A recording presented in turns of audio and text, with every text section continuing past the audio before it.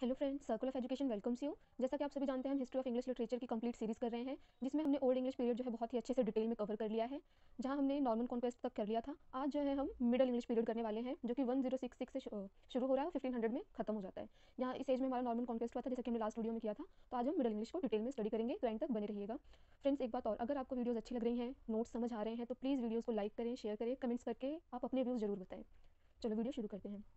तो जो हमारा ये मिडल इंग्लिश पीरियड है, ये 3 पार्ट्स में डिवाइडेड है। ठीक है, पहला है एंग्लो नॉर्मन पीरियड, जो कि 1066 से स्टार्ट होकर 1340 तक चलता है। फिर है एज ऑफ चौसर, जो कि 1340 से शुरू होकर के 1400 तक चलता है। और फिर जो आता है इसी में हमारा बैरन पीरियड, या फिर जिसको हम डार्क एज भी कह सकते हैं। बैरन पीरियड इनको इस एज को WH हडसन ने बोला था, और ये चलता है अर्ली 15th सेंचुरी तक। ठीक है, आइए अब हम इन्हीं एज को थोड़ा सा डिटेल में करते हैं। तो एंग्लो नॉर्मन पीरियड जो है वो शुरू हुआ था नॉर्मन कॉन्क्वेस्ट से, जैसा कि मैंने आपको ये बताया है। और इसको एंग्लो नॉर्मन पीरियड क्यों बोला गया है, क्योंकि जो लिटरेचर है इस पीरियड का, ठीक है, वो एंग्लो नॉर्मन लैंग्वेज में लिखा गया है। एंग्लो नॉर्मन जो है डायलेक्ट है, फ्रेंच डायलेक्ट है। एंग्लो की जो कि ओल्ड इंग्लिश लैंग्वेज थी, और नॉर्मन जिनकी फ्रेंच थी, तो इनकी एक मिली जुली लैंग्वेज बन गई थी। इन बिटवीन लैंग्वेज बोला जाता है इसे। तो जो भी लिटरेचर था वो इस मिली जुली लैंग्वेज में लिखा जा रहा था। फ्रेंच डायलेक्ट था ये, कह सकते हैं हम, जो कि अब रूलिंग क्लास जो है वो यही डायलेक्ट बोलती थी। एंग्लो नॉर्मन पीरियड में क्या था, ऑफिशियल लैंग्वेज जो थी वो फ्रेंच बन गई थी। ठीक है, कोर्ट में, स्कूल में, पार्लियामेंट में, और जो बड़ी सोसाइटी होती है, लाइट सोसाइटी बोल सकते हैं, फ्रेंच लैंग्वेज ही यूज़ करते थे। और ये लगभग 3 सेंचुरीज तक चला है। लेकिन जो कॉमन लोग थे वो अभी भी ओल्ड इंग्लिश ही बोलते थे। तो एंग्लो सैक्सन और नॉर्मन्स की जो लैंग्वेज मिलजुल के बनी वो थी Anglo Norman. In between language middle English language. Anglo Norman period में लिटरेचर का कुछ बहुत ज़्यादा आउटपुट नहीं है, बट आइए देखते हैं इस वक्त क्या क्या लिखा जा रहा था। सबसे पहले है Ormulum by Orm, Havelok by Dane, Love Rune by Thomas of Hales and the Owl and the Nightingales. Normans जो है वो अपने साथ मेट्रिकल रोमांस लाए थे इंग्लैंड में, इससे पहले ये मिसिंग था।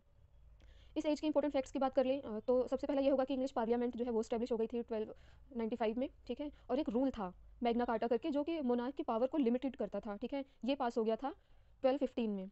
और डेट की बात करें तो इट्स 15 जून। और एक जो है उस वक्त बैटल हो गई थी क्रिसाइडे करके उसको बोला जाता है, जो कि मुस्लिम और क्रिश्चियंस के बीच में थी।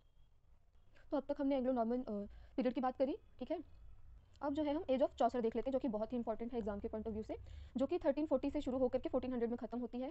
इस एज के पहले हम इंपॉर्टेंट फैक्ट्स देख लेते हैं। तो अब तक जैसा हमने देखा कि फ्रेंच लैंग्वेज थी ऑफिशियल, ठीक है, हर जगह वही यूज़ हो रही थी। लेकिन अब जो है 1362 में English was declared to be the language of law and court. ठीक है, अब जो है इंग्लिश जो है ऑफिशियल लैंग्वेज डिक्लेयर हो गई थी। और इसी में इसी एज में ब्लैक डेथ आ गया था, एक प्लेग था जिसको ब्लैक डेथ बोला जाता है, जो कि अगर देखा जाए तो ये 3 बार आया था एक एक करके।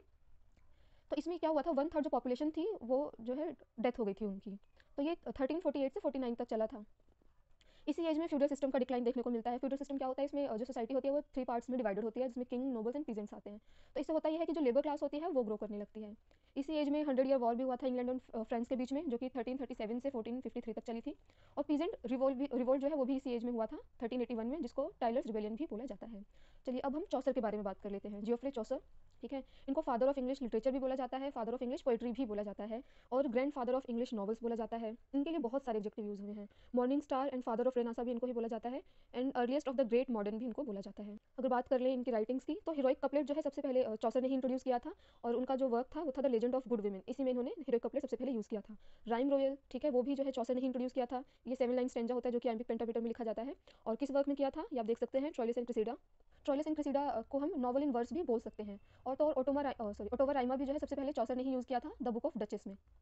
ओटोवा राइमा में क्या होता है, 8 syllable line in couplet rhyming होती है। ठीक है, अब अगर हम लाइफ स्पैन की बात कर ले, तो चौसर जो है वो ये तीनों जो रूलर्स होते हैं इनके, he lived during the 3 monarchies, which is Edward III, in which he was born, Richard II, he lived in this period, and Henry IV, in which he died.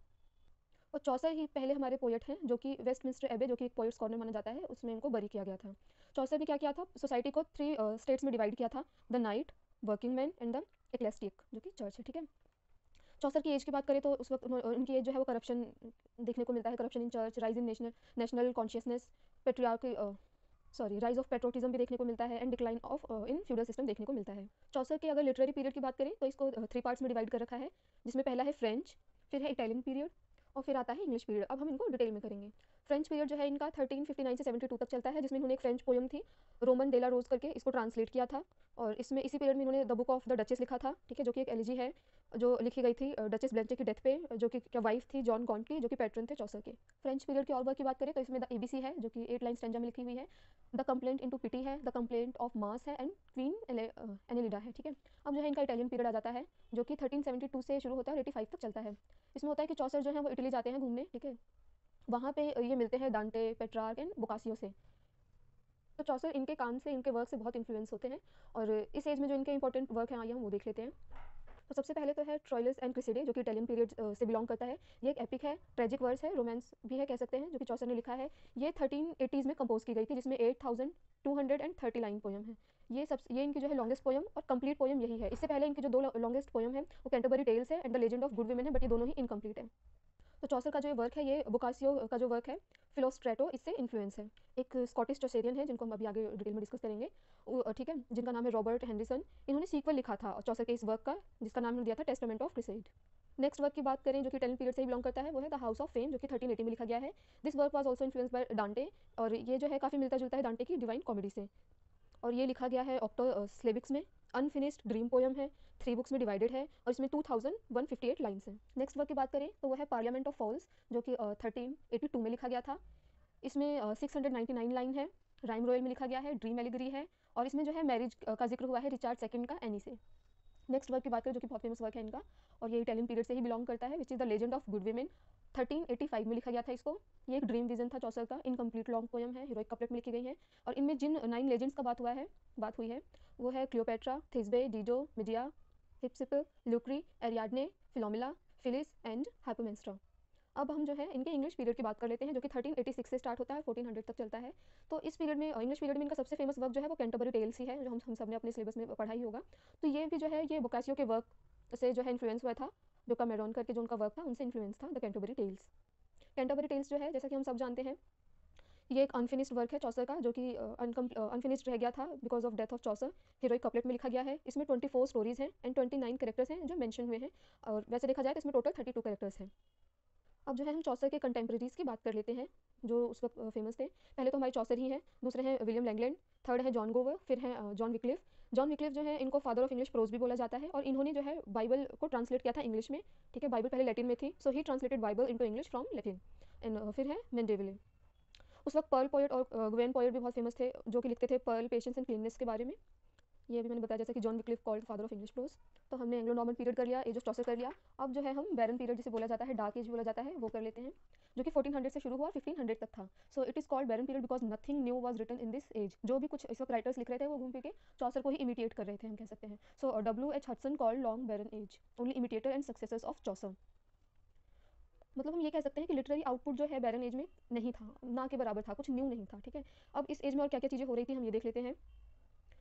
14th century reformation of English church begin under the leadership of John Wycliffe. ठीक है, reformation of English church हो रहा था किसकी leadership में, John Wycliffe की। और इसी वक्त जो है प्रिंटिंग प्रेस इस्टेब्लिश करी थी किसने, विलियम कैक्सटन ने 1476 में।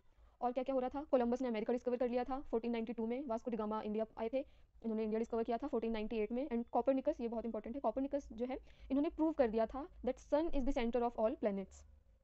ठीक है, तो अब हम बात कर लेते हैं कि जो इमिटेटर और सक्सेसर्स ऑफ चौसर थे इनको भी दो कैटेगरी में डिवाइड कर रखा है, English Chaucerian and Scottish Chaucerian. English Chaucerian में आएंगे हमारे Thomas Occleve, John Lydgate, Stephen Hawes and John Skelton. और स्कॉटिश चौसेरियन में आएंगे James one, Robert Henderson, William Dunbar, Alexander Barclay. Friends, ये सारे राइटर हम अभी बहुत ज़्यादा डिटेल में नहीं कर रहे हैं, क्योंकि आगे जो आने वाली वीडियोज़ हैं जो नेट को सेंटर में रख करके बनाई जाएंगी, उसमें इन सभी राइटर्स को डिटेल में हम करेंगे। अभी हम हिस्ट्री ऑफ इंग्लिश लिटरेचर कर रहे हैं, तो इसमें जो जो जरूरी चीज़ें हैं, जितना डिटेल में इसमें हो सकता है मैं उतने में करा रही हूँ। तो ये इस तरीके से जो है हमारा मिडिल इंग्लिश पीरियड में हमने जो तीनों पार्ट में डिवाइड था कर लिया है। अब जो है हम इस एज के जो मिडिल इंग्लिश पीरियड है इसमें लिटरेरी फीचर्स क्या थे वो एक बार देख लेते हैं। तो पोएट्री इस वक्त ज़्यादा फेमस थी, ठीक है, लेकिन प्रोज जो है वो भी अब इनको भी रिकॉग्निशन मिलने लगी थी। इंग्लिश लैंग्वेज जैसा कि हमने जिक्र किया था उसको एक स्टैंडर्ड मिला, वो एक ऑफिशियल लैंग्वेज बन गई। ड्रामा इस एज में बिगिन होने लगा था, ड्रामा जो कि 4 पार्ट्स में डिवाइडेड है, या हम कह सकते हैं, ये कहना बेहतर होगा कि ड्रामा जो है 4 टाइप के थे वो आ गए थे, जिसमें mystery play, miracle play, morality play and interlude से। इस एज के जो राइटर्स थे वो डांटे, पेट्रार्क एंड बोकासियो से बहुत ज़्यादा इन्फ्लुएंस थे। और इस वक्त की जो थीम थी लिटरेरी, ठीक है, वो थी लव, शिवेलरी एंड रिलीजन। अब हम कुछ विमेन राइटर्स की भी बात कर लेते हैं, जिसमें पहली है Marie de France, she was English, wrote in late 12th century. उनका जो वर्क था वो था 12 lais, a series of short romances based on unwritten Breton song. हमारी सेकंड जो ऑथरेस रही हैं वो है Hrotsvitha, first women writer in Europe, जिन्होंने 10th सेंचुरी में लिखा था एनक्रेन वेसे और Ancrene Riwle, a book of advice on how to live. फिर आती हैं क्रिस्टीन दे पिजान, ठीक है, ये फ्रांस से थी, first women as a full time professional writer हैं, ये इनको ही बोला जाता है, और पहली विमेन राइटर यही है जिनके काम को पब्लिश किया गया था। One of first to question authority of men's writing, her book was the City of Ladies and Moral Proverbs of Christine.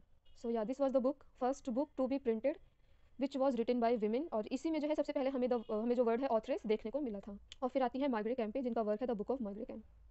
तो फ्रेंड्स, ये थी आज की हमारी वीडियो, जिसमें हमने मिडिल इंग्लिश पीरियड को बहुत ही डिटेल में और जो भी इंपॉर्टेंट चीज़ें थी वो डिस्कस कर ली हैं। आई होप आपको ये वीडियो पसंद आई होगी।